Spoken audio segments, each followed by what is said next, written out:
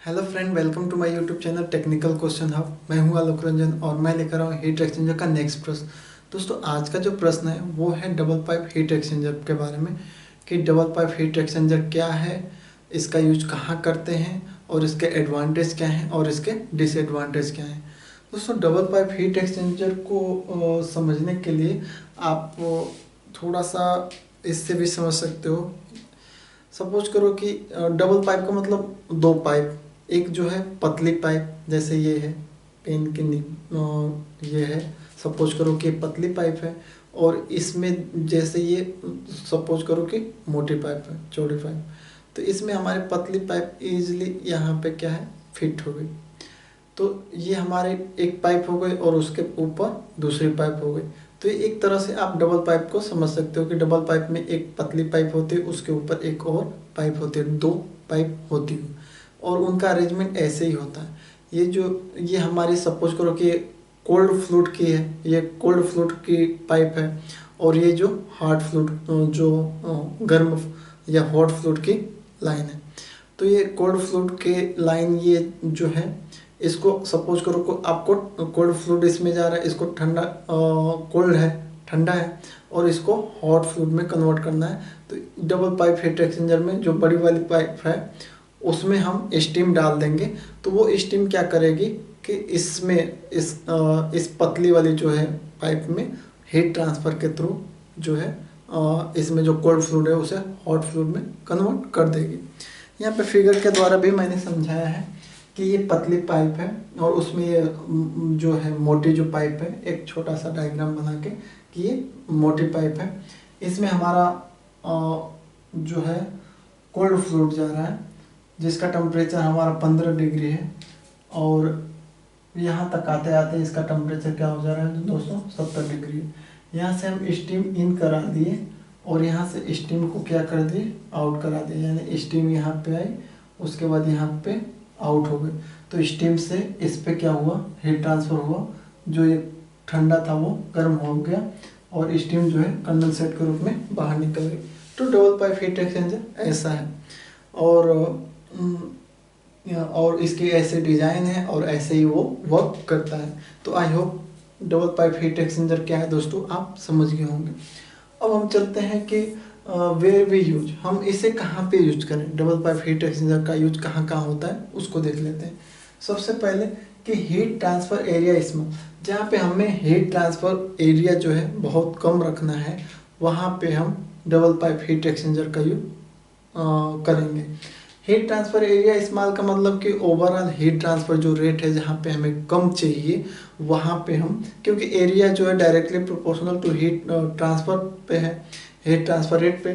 तो एरिया कम यानी heat transfer rate कम। तो जहाँ पे हमें हीट ट्रांसफ़र रेट कम चाहिए वहाँ पे हम क्या करेंगे दोस्तों, डबल पाइप का use, double pipe heat exchanger का यूज करेंगे। दूसरा, वेयर हीट ट्रांसफ़र रेंज जो डेल्टा टी है नॉट हाई, जहाँ पे हमें LMTD जो है लॉग मीन टेम्परेचर डिफरेंस कम रखना है या कम से ही काम चलाना है, तो वहाँ पे हम डबल पाइप का यूज करेंगे। क्योंकि डबल पाइप हीट एक्सचेंजर में जो डेल्टा टी है टेम्परेचर डिफरेंस है बहुत कम मिलता है। तो जहाँ पे हमें डेल्टा टी को कम रखना है वहाँ पे डबल पाइप हीट एक्सचेंजर का यूज करेंगे। जैसे लो कूलिंग, बहुत कम कूलिंग, अगर कूलिंग के लिए करना है यूज कर रहे हैं तो बहुत कम कूलिंग, जैसे 30 डिग्री को 30 डिग्री का कोई फ्लूइड है, अगर उसे आपको 20 डिग्री में कन्वर्ट करना है तो डबल पाइप का हीट एक्सचेंजर का यूज कर लो। और जैसे लो कूलिंग या लो हीटिंग, जैसे 50 डिग्री का कोई फ्लूइड है तो उसे 90 करना है तो आप डबल पाइप हीट एक्सचेंजर से कर सकते हो।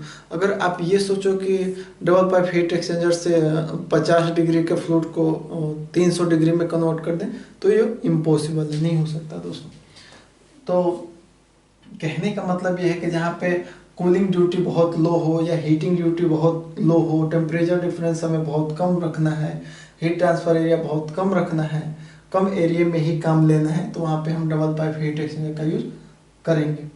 नेक्स्ट हम इसके एडवांटेज को देखते हैं दोस्तों। इसका एडवांटेज क्या है, डबल पाइप हीट एक्सचेंजर का एडवांटेज क्या है। सबसे पहला और सबसे अच्छा एडवांटेज इसका ये है कि सिंपल इन कंस्ट्रक्शन, इसकी जो डिजाइनिंग है या बनाने की मैन्युफैक्चरिंग है तो वो जो है बहुत, इसकी जो कंस्ट्रक्शन है बहुत ही सिंपल है, बस पाइप लाओ, उसे मोड़ दो, डबल पाइप हीट एक्सचेंजर हो गया, यानी कि बहुत सिंपल होती है। उसके बाद इजी टू क्लीन, इसको क्लीन करना बहुत इजी होता है दोस्तों। उसके बाद इनएक्सपेंसिव, ये बहुत सस्ती होती है, अदर हीट एक्सचेंजर के मुकाबले बहुत सस्ती होती है। लास्ट है हमारा easy to assemble and dismantle, इसे असेंबलिंग या डिसमेंटलिंग करना बहुत इजी होता है। अगर इसके जगह पे जैसे आप सेलिंग ट्यूब लगा दोगे तो पूरी ट्यूब को निकालो, सेल को अलग करो, ट्यूब को अलग करो, और फिर ट्यूब की क्लीनिंग में सेलिंग ट्यूब टाइप में यू बेंड रहेंगे तो उसको क्लीनिंग में भी प्रॉब्लम होगी। तो अगर उसकी कंपेयर करोगे तो ये बहुत ही कम में ही काम चल जाएगा इसका, डबल पाइप हीट एक्सचेंजर का, कम पैसे में। और लेकिन मेन उसका वही है कि हीट ट्रांसफ़र रेट जो है कम होता है इसमें, ये हीट ट्रांसफर रेट जहाँ पे कम चाहिए वहीं पे ये यूज होगा। ये तो रहा एडवांटेज। डिसएडवांटेज भी पूछा जाता है, क्या है डिसएडवांटेज है? सबसे बड़ा डिसएडवांटेज है कि जो इसका लार्ज साइज, इसकी जो लार्ज साइज है वो सबसे बड़ी प्रॉब्लम लाती है।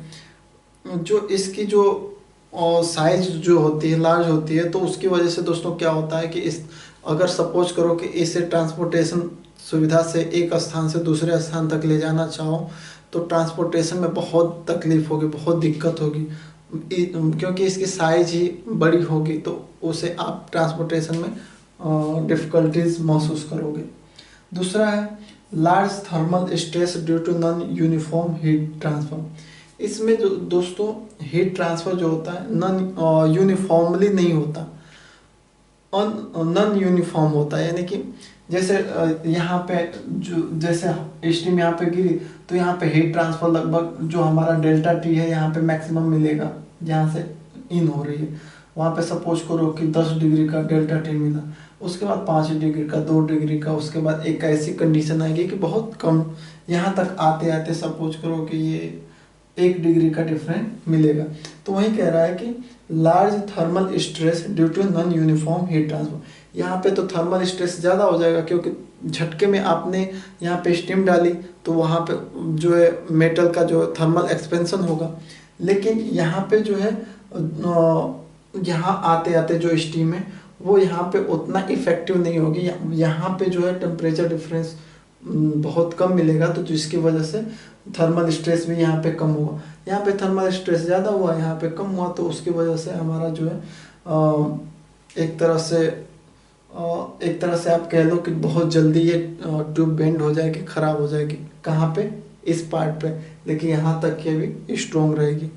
तो एक तरह से नॉन यूनिफॉर्म हीट ट्रांसफ़र इसमें हो रहा है, जिसकी वजह से थर्मल स्ट्रेस का चांस ज़्यादा होता है, और उसी की वजह से लो सर्विस लाइफ, इसकी जो लाइफ है वो सर्विस लाइफ है वो बहुत कम होती है।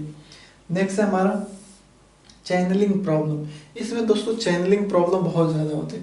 जैसे सपोज करो कि यहाँ पे आपने स्टीम गिरा है, स्टीम तो सपोज करो कि वेपर फेज में सब जगह आ जाएगी, यूनिफॉर्मली हो जाएगी, लेकिन सपोज करो कि आपने हॉट ऑयल यहाँ पे ले लिया, कोई हॉट ऑयल का यूज कर रहे हो, हॉट ऑयल से आप हीट ट्रांसफर कर रहे हो, तो हॉट ऑयल जैसे यहाँ पे गिराओगे तो पूरा का पूरा ऑयल जो है यहाँ से यहाँ आ जाएगा बहुत तेज़ी से चैनल बना के, और ये जो गैप है दोस्तों ये बहुत लेट में भरेगा। जैसे गिरेगा वो सीधे चैनल बना के यहाँ पे आ जाएगा, और यहाँ से सीधे ये वहाँ बाहर निकल जाएगा, पूरा का पूरा अच्छे से हीट ट्रांसफ़र इसके कांटेक्ट में नहीं है।